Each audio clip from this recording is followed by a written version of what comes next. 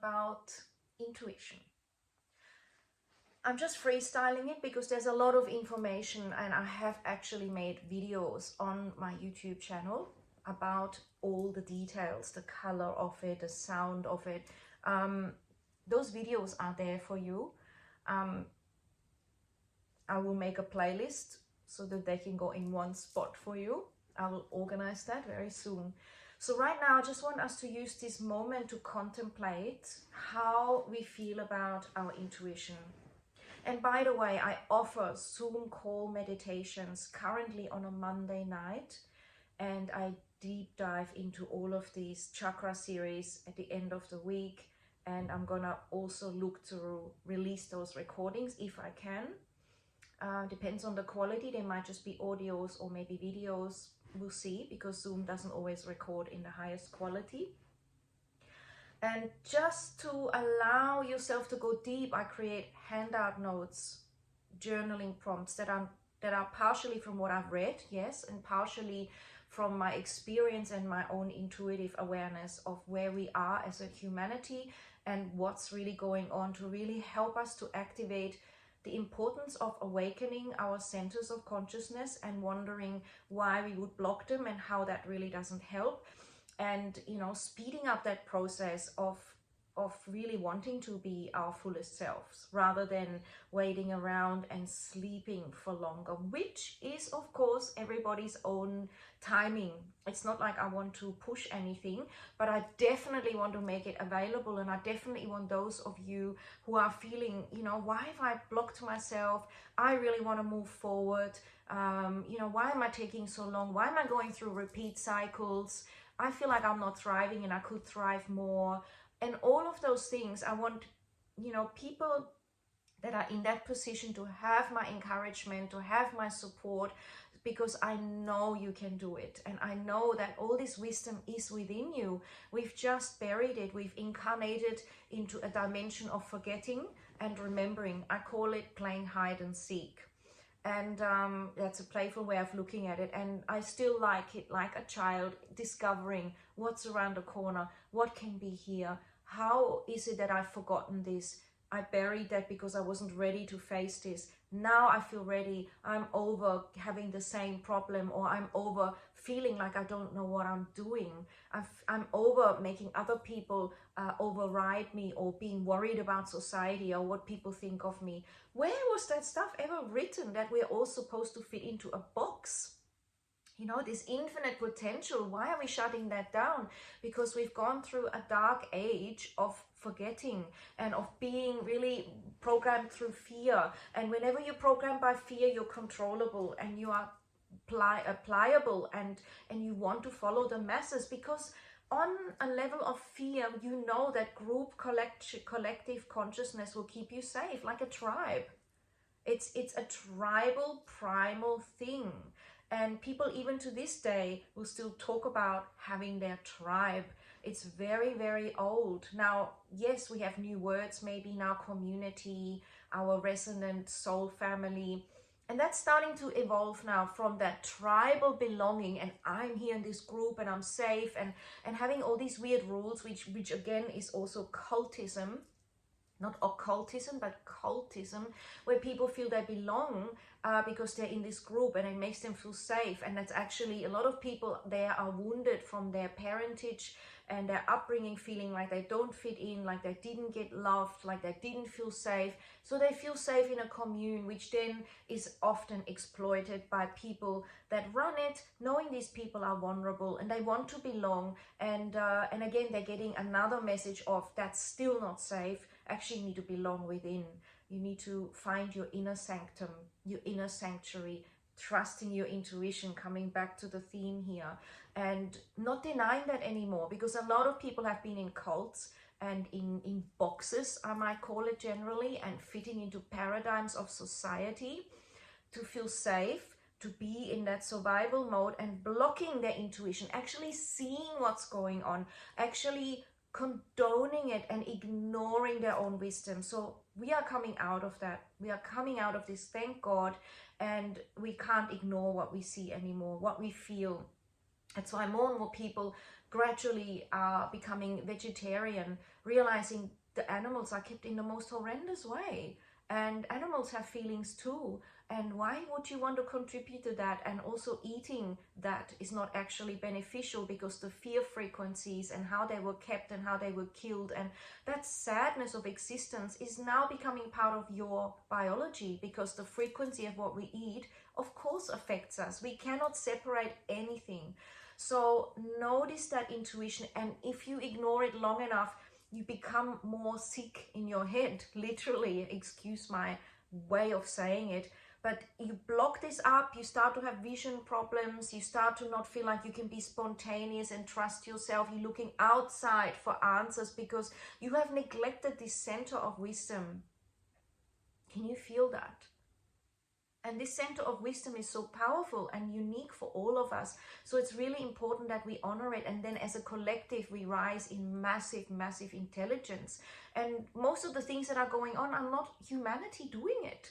It's us ignoring our intuition, our voice, our heart, our personal power, our capacity to meet our emotions, and our inner strength and earth, feeling we can't do it, it's too much. And so it's been exploited. We've been completely, running in a system, not just school and medical or government. There's always good people there for sure, but the overall system and structure has not been beneficial. Everything has its place. I'm not being black and white, but I'm saying overall humanity hasn't really thrived. We've only thrived because of people that have been out of the box, that have created new ways of learning, new ways of having health, through honoring our biology, through believing in healing in the mind, through thinking outside the box, through knowing that toxicity is around and we can choose to detox, and we can choose to support healthy farming and healthy living and healthy mindset, honoring our sleep, not being a slave to the system for a boss. My goodness, and that boss can just sack you tomorrow. You are completely dispensable to most. They make you feel like you're not, but you are ultimately, right? And you know it because there's enough people out there. So the power lies in trusting your intuition, in working with your spiritual dimension, which is who you actually are. People will say, oh, spirituality, who cares? But that's denying something. That's completely denying an aspect that is real for you. And when you ignore it, which is your intuition, your clairaudience, your everything, you are cutting off a sense of your empowerment, wisdom, and guidance, and thriving. So notice and be open, if you're ready, to breathe deep so that you have your inner sanctuary of calmness. I'm here to support you in this because it's very hard to embrace your brow center, because you will remember things that have blocked you, things that have hurt you, things that have restricted you from being powerful. It takes courage, but it's easy when you are inner centered and you realize your life matters, your truth matters, your thriving matters. So you will then feel like, wow, bring it on, I'm ready. It's a totally different way of being. And I hold that space, and it may sound basic, but you feel safe and completely unjudged to explore and unfold that. Because everything that we do is a reflection of our inner dimension. Everything you've attracted, all relationships, all situations, are a complete reflection of what you believe you deserve and what you can envision here. Envisioning, not just expressing it and feeling you deserve it, but envisioning for yourself. If you can't see it, how can you attract it? If you shut it down through your fear program, oh, that can't be real, oh, don't fantasize, oh, that doesn't matter because you've been told that as a child or during your life or past lives, when we were killed for speaking our truth, when we were killed for trusting our intuition, or when we were put down or laughed at, then it's never going to go any further. We need to see this and realize how amazing we are. And when we're in fear, it's very hard to do that because we're all around looking for problems. When we're in fear, we are restricted and we're in survival, just trying to pay the bills, the mortgage, the education, right? When we are in here, we get creative. We realize maybe our kids need a different education. Maybe I don't need a mortgage. Maybe I need to spend that money on traveling and also traveling within. And from there, you will become a magnet for a completely new way of living. How powerful is that?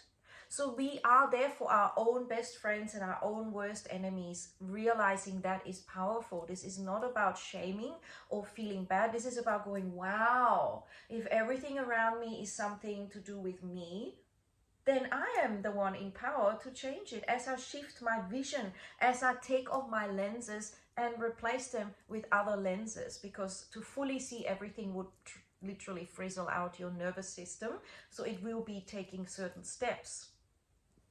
One of the first steps is to say, I'm trusting my vision. I will reconnect with my intuition and notice where I've closed it off, right? The dreamy inner child that believes in magic, that knows there are other dimensions, that is free to question things, is important to reawaken and re-honor and hug back into your life. You get to be your own parent of really awakening that again.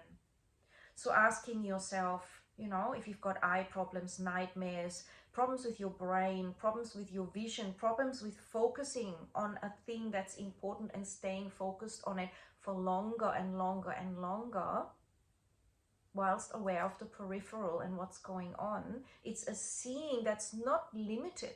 You are seeing and looking, and yet you are aware of everything. You're not in denial of the duality and the suffering while you are focusing on joy and creativity.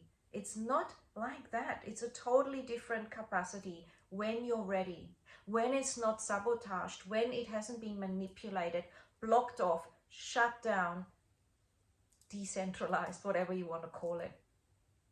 So you do know.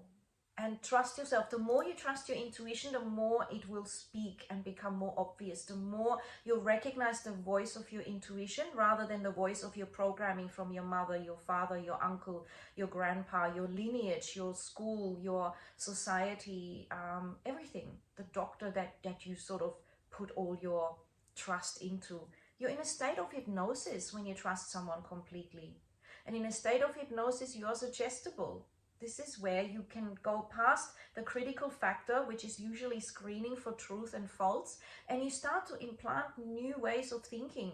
And if you go and worship someone, whether that's, you know, the minister at your church or the doctor or the whatever it is, your husband or wife or someone else, you program this in and you start to really have a bad relationship with your own truth, and that creates illness. Wow, isn't that crazy?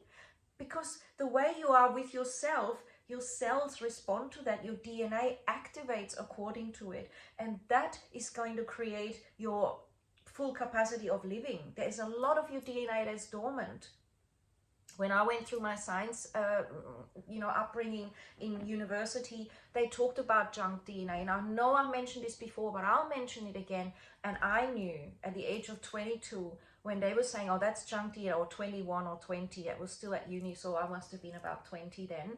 I thought, there can't be junk DNA. How arrogant is humanity to assume that something in the body is a waste and isn't there for something to be explored and to activate. It's, to me, that because my intuition was still working, my connection with how divine the body is and the awe and intelligence within us was very, very much alive. So I knew it wasn't junk DNA, but they were calling it that. Now they're changing it 30 years later. It's not junk DNA, but my intuition, and I couldn't prove it, but I just knew. So find out what is your truth. Write it down against all odds, no matter what someone would say. What is your truth? And notice perhaps what might have blocked you from feeling safe within it. Really ask yourself, if I were to know, what is that? Your answers will come. You will activate this center of consciousness and the hormones that go with it, and you don't need external drugs because you will feel amazing. This will illuminate your whole being. I could talk for hours. For now, I'm going to leave it at this. Enjoy. Let me know what you think. Ciao.